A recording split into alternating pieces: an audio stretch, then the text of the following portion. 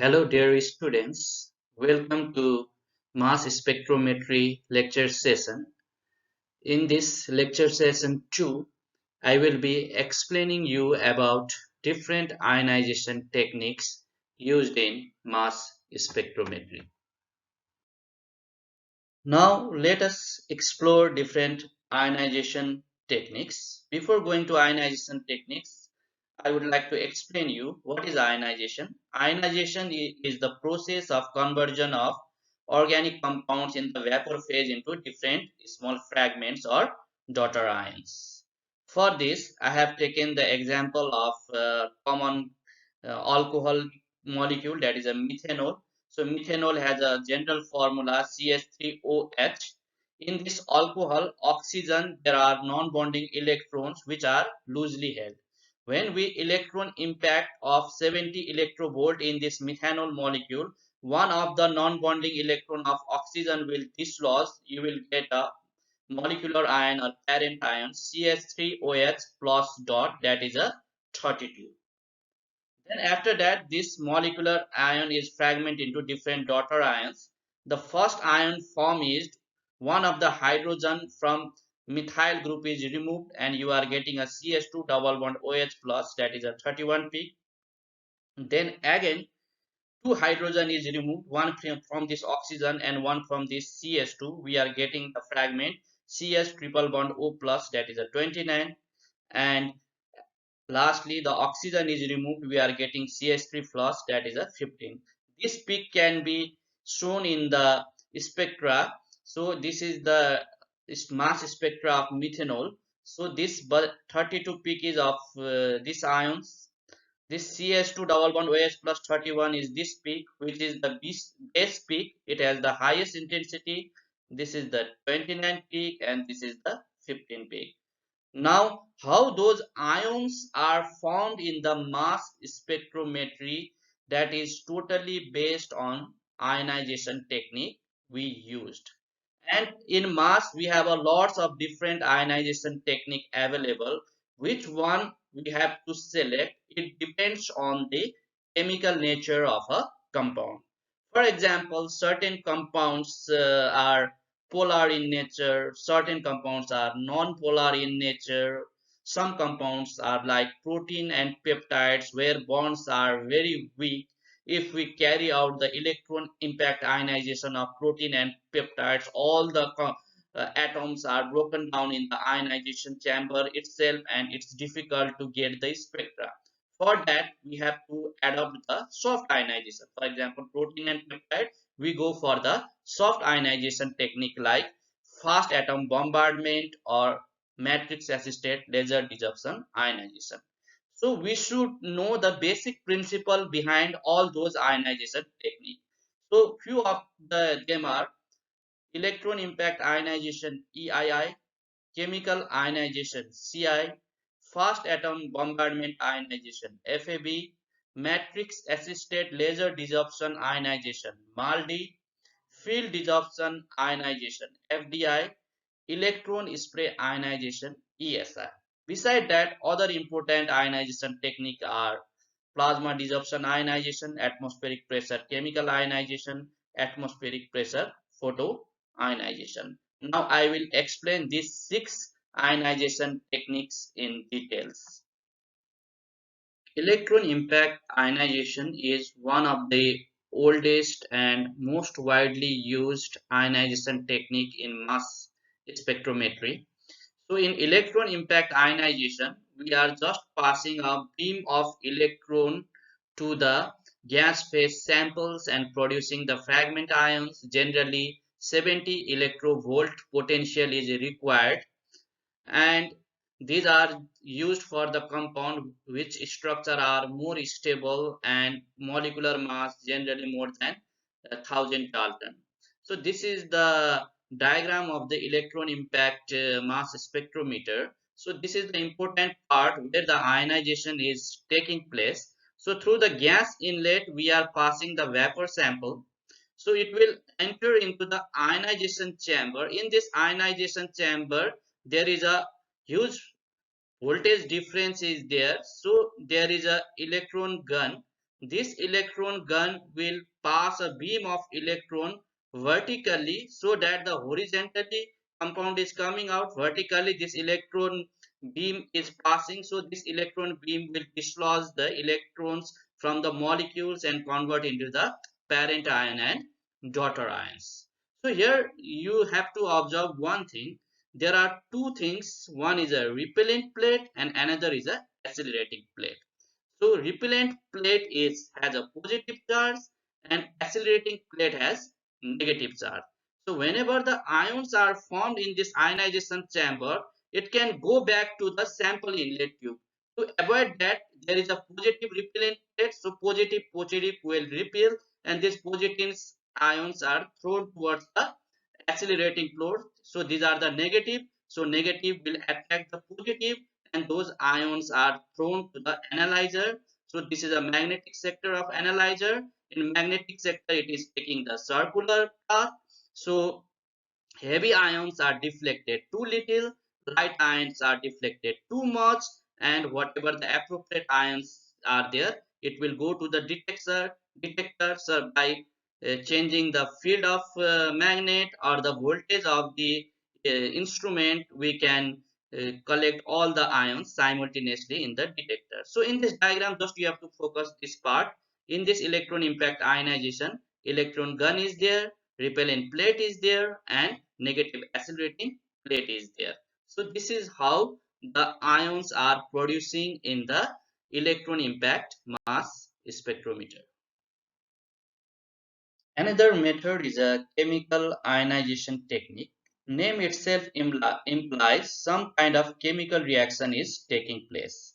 So in this ionization method, the vaporized sample is passed with excess of reagent gas. The common reagent gas are methane, isobutane, or ammonia, and most common gas is a methane at a pressure of about 1 torr. Then there is a chemical reaction and ions are formed. So three steps are taking place. In first step, ionization of a reagent gas. So excess of methane, when ionized, it will form a methane radical cation CH4 plus dot, and methane molecule can also form a methyl cation, that is a CH3 plus. So this CH4 plus dot and CH3 plus are known as a primary ion.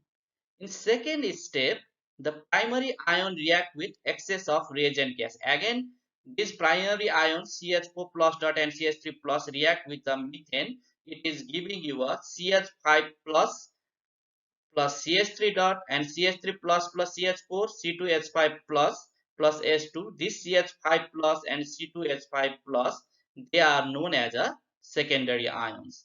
In the third or final step, this secondary ion will transfer one of its proton to the molecule or sample to give a quasi-molecular ion. So this secondary ion CH5 plus, when react with a molecule or a sample, it will give one hydrogen. It will form a M plus H whole to the power plus, which is known as a quasi-molecular ion and methane. So C2H5 plus will give one hydrogen to the molecule or sample. It will form a M plus H plus quasi-molecular ion plus C2H4, that is nothing. It is a ethene CS2 double bond CS2. Just you have to remember, in chemical ionization, methane will give the primary ions. Primary ions react with excess of methane to give us secondary ions. Secondary ions will transfer one proton H plus to the molecule. It will give you the quasi-molecular ion.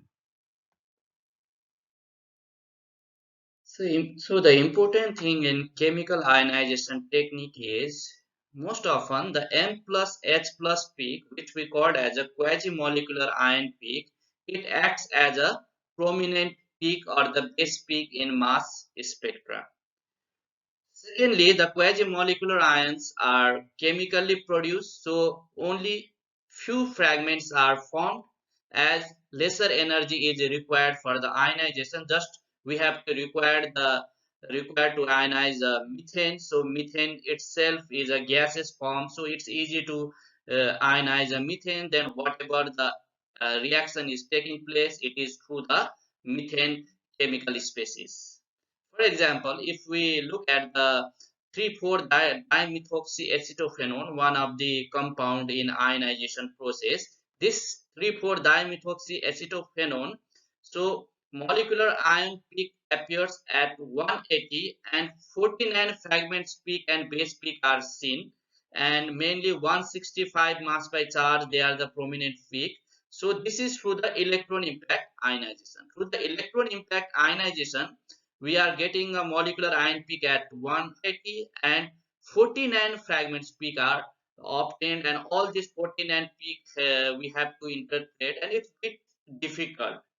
But when we carry out the chemical ionization of 3,4-dimethoxyacetophenone compound, in that case the quasi-molecular ion itself behave as a base peak, so it's easy to identify the peak in the spectra because in 181 the highest peak is observed, and there are very less fragment daughter ions as compared to electron impact ionization. So this is the advantage. So besides that, we have to remember one thing. In chemical ionization, beside the quasi-molecular ion, for example, we are reacting this 3,4-dimethoxyacetophenone with CH5 plus. It is giving one hydrogen here. So one hydrogen is added. It is forming a quasi-molecular ion 181 plus methane. The another thing is that this molecule, that is a 3,4-dimethoxyacetophenone, I have just symbolized it with a X, so the structure is bigger, so that's why I put X for this compound. So this X molecule again react with a secondary ions like C2H5 plus, so we are getting a X plus C2H5 plus P. Similarly, X will react with the C3H5 plus, X plus C3H5 plus. So these fragments are 209 and 221. So generally our molecule has a formula 180 and half, quasi-molecular ion is 181. Most of the time in electron impact ionization, we say that the last most right hand side peak in the spectra is the your molecular ion peak, but in chemical ionization we are getting the greater fragment than that of the molecular ion and the quasi-molecular ion, like 209 fragment or 221 fragment. So this is possible in the chemical ionization. We may get certain peaks that has the higher value than that of our molecule of a compound or the quasi-molecular ion. It is due to the ad hoc formation of your molecule with the secondary ions. Now let us move to third ionization technique, which is commonly known as a fast atom bombardment technique or FAB. This technique is commonly used for the analysis of protein and peptides with molecular weight up to 10,000 Dalton. So as peptide bonds are weak, so this is the most appropriate technique, and it is also known as a soft ionization technique. In this technique, we take xenon or argon with a high translational energy. First of all, I would like to explain you how the atoms with high translational energy is formed. So for this, I have taken the example of xenon. In first step, xenon is passed or bombarded with a stream of the electron gun. So this xenon is converted into xenon plus dot radical cation. In second step, xenon radical cation is accelerated to 6 to 10 electron volt. So this xenon radical cation will get a translational energy. Generally we represent it with by this kind of arrow above the atoms. So this is xenon radical cation with high translational energy. In third step, the xenon radical cation with high translational energy, it passed its translational energy to neutral atoms to give a xenon atoms with high translational energy. And this xenon with high translational energy is passed through the fast atom gone in fast atom bombardment ionization. So in fast atom bombardment ionization, we have to dissolve our sample in some kind of protection which is known as a matrix. The matrix substance used in FAB are glycerol, thioglycerol, 3-nitrobenzyl alcohol, 3-18 crown 6 ether, etc. The compound is dissolved in the viscous solvent like glycerol and placed in this metal plate. The sample is placed, and then we are passing the xenon or argon with high beam translational energy, that is to 4 to 10 keV. This xenon and argon will strike this matrix with the sample, and those ions produced are liberated, and the free ions it will move into the mass analyzers. We have to note few important things in fast atom bombardment. The first thing is that the xenon and argon with high translational energy, it reduces the vibrational excitation. That is the reason there is a less destruction of the molecule. And we use matrices like glycerol. So polar solvent are preferred because it makes easy diffusion of the sample to the surface. And in this FAB, generally ions are produced in 20 to 30 minutes. And one important thing about this is, beside molecular ion, we will get a ad hoc M plus H plus peak as a prominent peak. That was also common in chemical ionization. M plus H plus peak act as a prominent peak in FAB. And due to impurities of salt, you may also get a peak M plus Na plus peak and M plus K plus peak in FAB. And sometimes glycerol may also bind to the your molecule and give some kind of ad hoc peak that may be troublesome in interpreting the spectra. So these are few points you have to remember. Another ionization technique is matrix assisted laser desorption ionization, which is commonly known as a MALDI. So this is also a soft ionization technique, and in this technique large biomolecular sample in matrix is dispersed on surface and desorbed, and it is ionized through the laser beam. So matrix is there, we are using a laser beam for the purpose of ionization, and generally molecular weight larger protein of several kilodalton can be analyzed.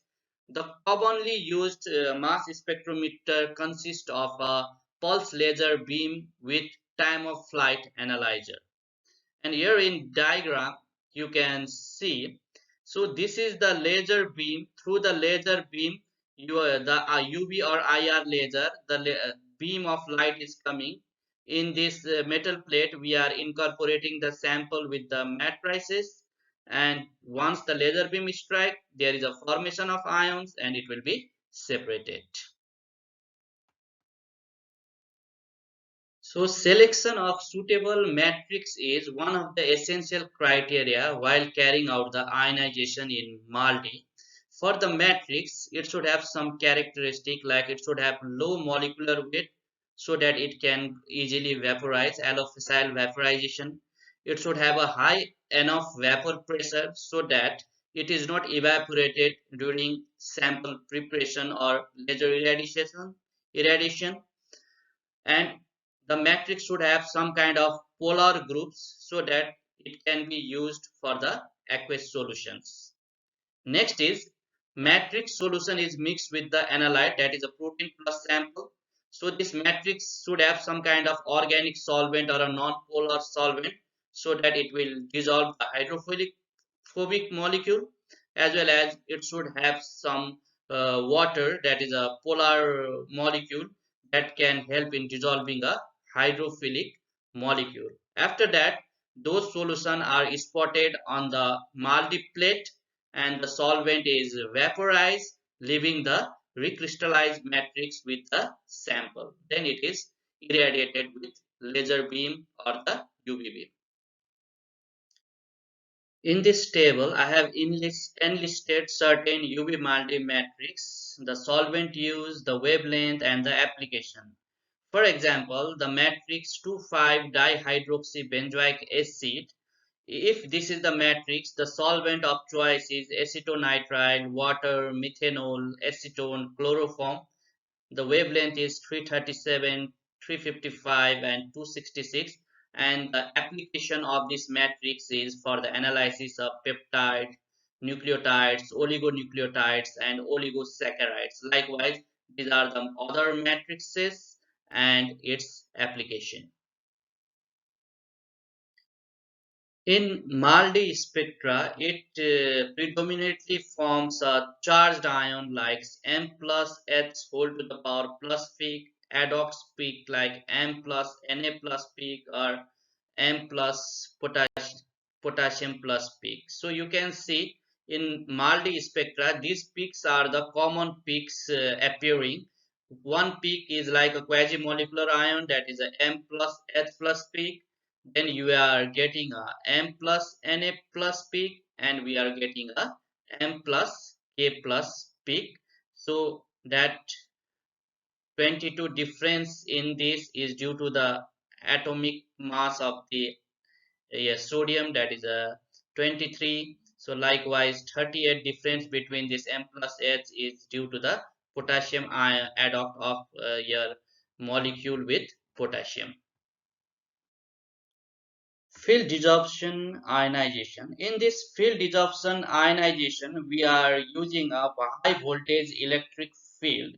So the sample we are taking in this process should have a high polarity, that is, it should have a low volatility, and the sample is placed on the pair of the anode of the electrodes, and high electric field is passed. So there is a process of desorption, so it will give you the molecular ion plus and quasi-molecular ions with a sufficient energy that can further fragment into the daughter ions. In field desorption ionization, major peak is M plus H plus peak. This method is rapid, simple, and reproducible, and it can be used for the compound with a molecular weight higher than 1500 Dalton. So here you in the figure you can see that there is an electric field with a high voltage. In anode we have placed the sample, and once it is electric field is passed, it dissolved and produce ions, and it will go into the analyzer. So this is field desorption ionization technique.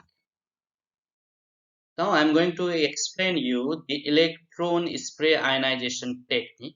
So this is the technique which is widely used in a hyphenated instruments like liquid chromatography, mass spectrometry, LCMS, or gas chromatography, mass spectrometry, GCMS. So here we cannot directly pass the outlet of a LC, liquid chromatography, or gas chromatography into mass instrument, because it will collapse the vacuum. So the solvent system or the mobile phase should be removed. So what we do is we will spray the sample uh, at a high potential difference from a needle into an orifice in the interface, and whatever the solvent is desolvated by the means of heat or the gas, and it is passed into the ionization chamber. So what we are doing here is, just you can see in this diagram, this is a spraying nozzle. So in spraying nozzle, your mobile phase sample is coming out. So the cone formation is formed due to this nozzle shape. This is known as a Taylor cone. So the analyte with ions, this dot is a sample, and this is a positive charge, this is a charge parent droplet. Then your solvent is evaporated, so the it is reduced into the charge droplet at the Rayleigh limits. Then there is a Coulomb fission, and it is broken down into these pieces, and finally it is converted into your molecule with positive charge and ions with a positive charge, and it is passed into the analyzer. And here in this figure, they have shown you the system, that is a electron spray ionization with mass. This is an interference. So what we are doing is, the sample is introducing, that is coming out from the LC, liquid chromatography or gas chromatography, is passed into through the nozzle. So there is a skimmer, and in skimmer what they will do is, it will have a straight line. the sample will directly enter, only molecule will go and enter into the your mass ionization unit. So whatever the mobile phase is there, it is either removed by heating equipment, like in liquid chromatography we need the heater type of system which can evaporate the solvent, and in GC there should be some kind of pump, it will remove the gases mobile phase of the GC, and only their molecule will go into the mass instrument. Once again, thank you for listening my lecture. Have a great time. Thank you.